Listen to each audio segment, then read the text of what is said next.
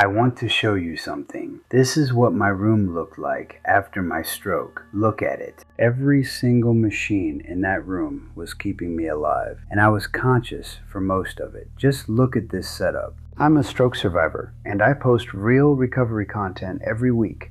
No edits, no filters.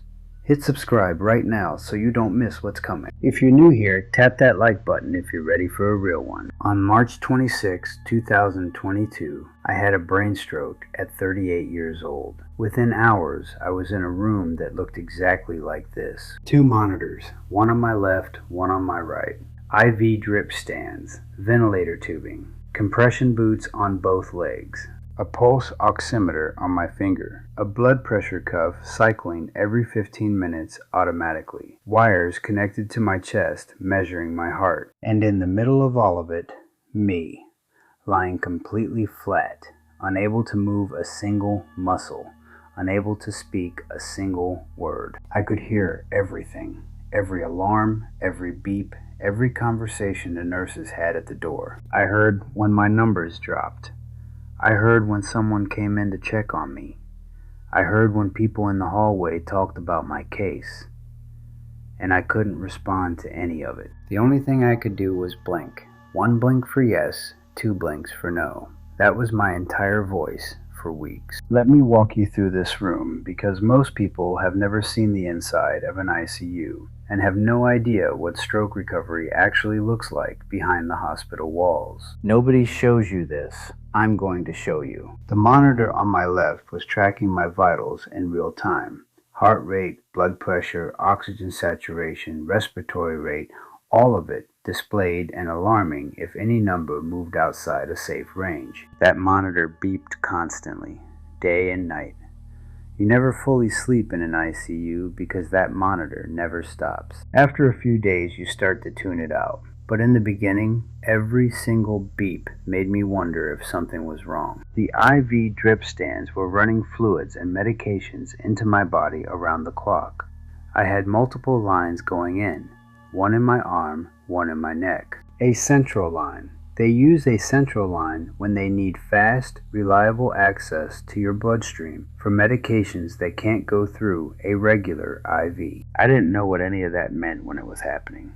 I just knew there were tubes everywhere and I couldn't move them. The ventilator was breathing for me through a tube in my throat, a tracheostomy, a hole right here. The machine decided when I breathed, how much air I got, and how fast. When they started weaning me off it, testing whether I could breathe on my own, that was one of the most terrifying moments of my recovery. Every time they reduced the support, I felt it. My body working harder than it had in weeks, just to do something I had done automatically my entire life. The compression boots on my legs, those were connected to the Blue Flex machine I talked about in an earlier video. They squeezed my legs rhythmically all day, every day, to keep blood flowing and prevent clots.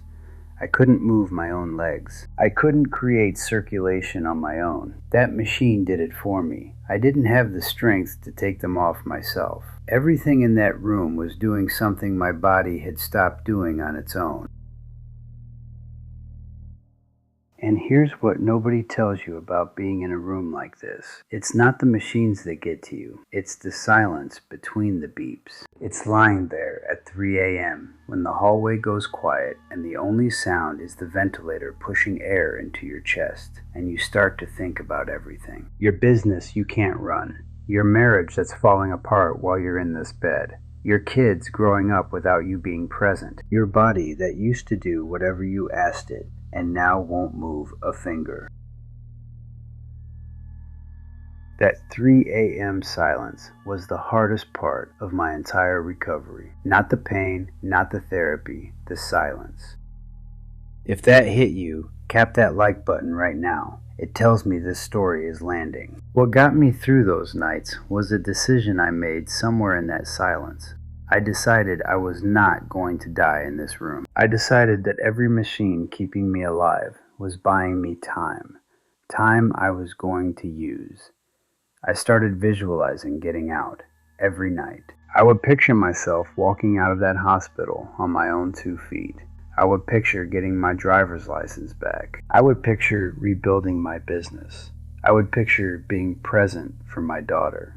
I didn't know how any of it was going to happen. I just knew it was. And I started working. From that bed, connected to every one of those machines, I started doing whatever movement I could. Squeezing my fingers, moving my toes, flexing any muscle that had any response left in it. My brother would come every weekend and work my hands for an hour and a half, and I worked in between his visits. At 5:30 every morning, before the nurses came in, an hour of whatever I could do from that bed, every single day for 7 months. 7 months in a room like this, or one like it. The room changed as I progressed through different levels of care, from the ICU to a step-down unit, to a rehabilitation floor. But for those early weeks, this was my entire world.